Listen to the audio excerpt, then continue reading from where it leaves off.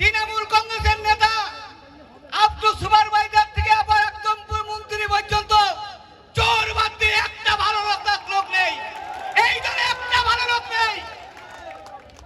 অভিষেকের স্ত্রী রুজিরা নিধি চুরি, নিধি সোনা সমেত চুরি এয়ারপোর্টে ধরা পড়লো, চোরাই সোনাদিন সমেত। গরু চোর অভিষেক, কয়লা চোর অভিষেক, বালি চোর অভিষেক, পাথর চোর অভিষেক। অভিষেকের মধ্যে সবটাই চুরি আছে।